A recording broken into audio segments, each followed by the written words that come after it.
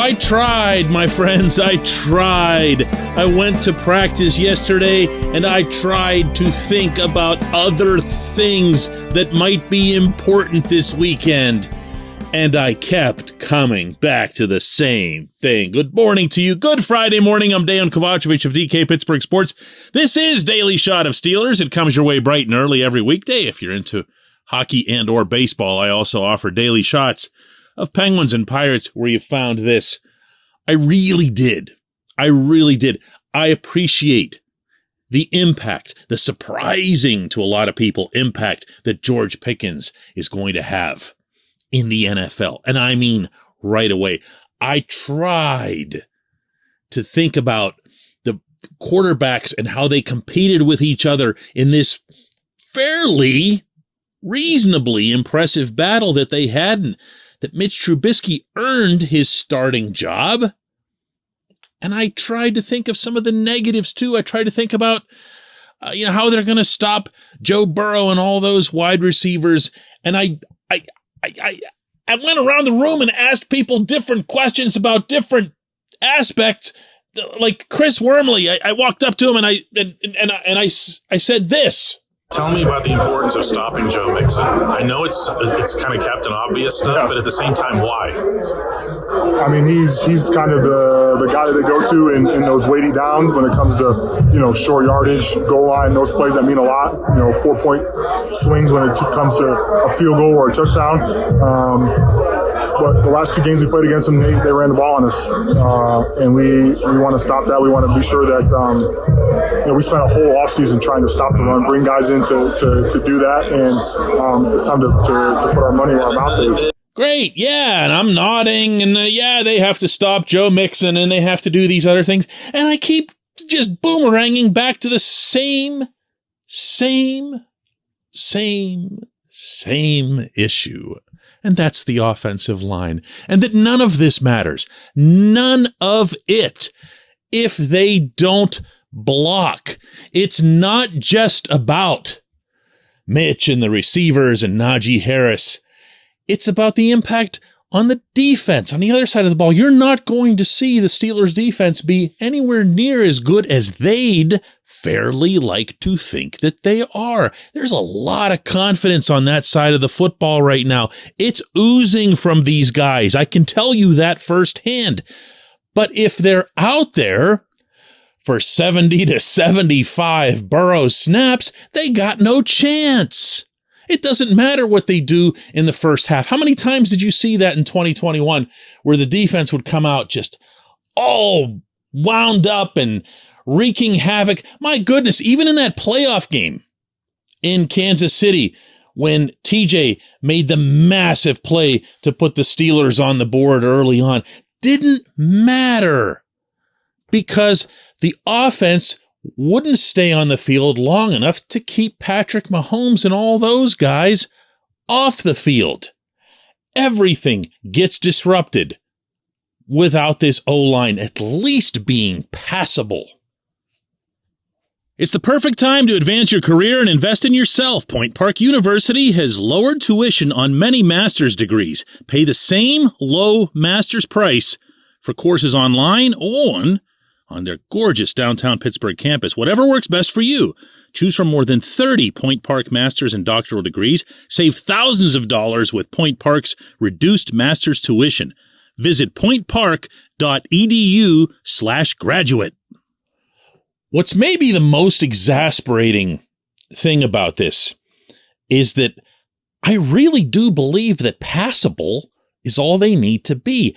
I don't look at the Bengals and the Steelers all that differently at other positions in other areas. I'm sorry, I don't. And I'm not about to compare, Trubisky to Burrow or anything like that. And I'd be hard pressed to find a comparable on the Pittsburgh roster, for example, for Chase. But if you start stacking blocks up on the left and on the right between these two teams from there, it's just not that different. In fact, the Cincinnati offensive line isn't exactly winning prizes either. It could be argued that they're what cost the Bengals a Super Bowl. And yeah, they've made some improvements and spent some money since then, just like the Steelers did, but they're not going to be great. Nobody's expecting that they're going to be great. But from the Pittsburgh perspective, you don't even need great. You don't even need anything close to great. You just need them to be functional. They need to be operable. They need to have an on-off switch. And it's a very, very, very big concern. It might be the only big concern that the Steelers have. Oh, wait, no. There's one more, but it's also within that category, and that's that Chuks Okorafor, the starting right tackle, he of the $30 million extension, was held out of practice yesterday with a back injury. Held completely out. Now, I covered practice, and those of you who know how NFL reporting rules work, we're not allowed to share what it is that we see in practice. Somewhat obvious reasons. Football's a different kind of game in that regard. So I can't give you details, but I can express my own concern that Chuks will be available for this game. This O-line was the last element on this team that needed an unwelcome surprise like that. Now, we'll see more in this final practice of the week this afternoon regarding Chuks. Maybe, ideally, he would have just been held out because he felt something and they wanted to cut him a break before the last practice of the week. But here again, he wasn't limited. He was out. And there aren't a whole lot of players who make the jump from out to either limited or much less full participant on a Friday. We'll see how that goes. But you could express just as much worry for the opposite tackle because Dan Moore's been their worst offensive lineman. He's been awful, which means the Bengals can come at Mitch or Najee from either side. They can close off the Steelers moving side to side, even as an overall offense. Now, maybe there's some magic potion that someone spilled over on South Water Street that'll allow not only Chuks to recover, but also the O-line to just have miraculously come together and form a cohesive, aggressive unit that'll take care of business Sunday in Cincinnati. But, you tell me, how do you get past this? How do you look past this and say, yeah, but let's talk about other stuff? Other stuff doesn't matter. When we come back, J1Q.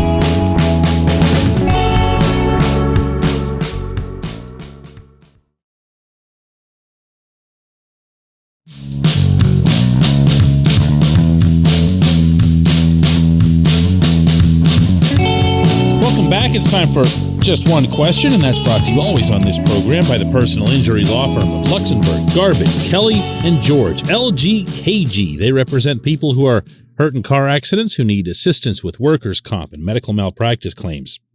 The attorneys at LGKG have been designated super lawyers, capital S, capital L, for the past 15 years. And yes, that is a real thing. The super lawyer designation is reserved for the top 5% of all attorneys in Pennsylvania. Learn more about them at lgkg.com or by calling 888-842-5454. Today's J1Q comes from Francisco Santos, who asks, DK, much love from Portugal. The Steelers really do have fans all over the globe. I agree with everything you said this week about the matchup. However, I also think one of the biggest question marks besides the Steelers' run defense and the offensive line is the secondary, which is being a little bit disregarded, I think, by us fans, especially the cornerback position. And they're going against a top 3 or top 5 wide receiver group in this league. You know, Francisco, I tend to agree with this, meaning that the cornerback position has been under-discussed this summer. You don't see, hear, or read a whole lot of fussing about Levi Wallace coming in from another organization, Akella Witherspoon being challenged as a full-time NFL starter for the first time. Cam Sutton having to bounce in and out. And for that matter, I mean, Arthur Maulet finished the 2021 season really strong, I thought, as the nickelback and earned his space atop the current depth chart. But do you think of the middle of the field for the Steelers defense as some sort of towering strength? Not really. And a lot of that's on Devin Bush, who obviously isn't a corner, but factors into this particular subject just because of what I'm describing here. So, yeah, I can see where you think and believe that it should have been something that's more of a topic. But for me, it isn't. And here's why. And that's not to suggest that these guys won't get, fried or toasted or whatever Sunday in Cincinnati. They just might. They would not be the first team that Burrow and that group of receivers has done that to. But I got to tell you, I see their challenge as being much more about something that's taking place away from them. And that is, here it comes again, stopping Mixon. Because if the Bengals are able to run the football, then all bets are off because they become multifaceted and you'll see Burrow just basically, it'd be like eating at a smorgasbord for him. He can have anything that he wants off the platter. I brought this up yesterday, as a matter of fact, with Minkah Fitzpatrick. I think football is a game that's won in the trenches. Joe Mixon is the lead guy in the trenches, so it's crucial that we don't allow Joe Mixon to win the game for him. No elaboration needed. Minkah knows, because if Mixon is allowed to roam free, guess who has to go up to the line of scrimmage and can't function in a supporting role the way Minkah prefers, and by the way that Minkah is most effective when it comes to producing takeaways. Minkah needs to be your ball hawk. He needs to be sniffing out those situations without necessarily having a primary responsibility. As soon as you can't tackle the run, first Terrell Edmonds has to go up, then Minkah has to go up, and then you just start bringing in people off the street to go up, as we saw at times late last season. The job that has to get done first and foremost is up front. I'm not deflecting from your question.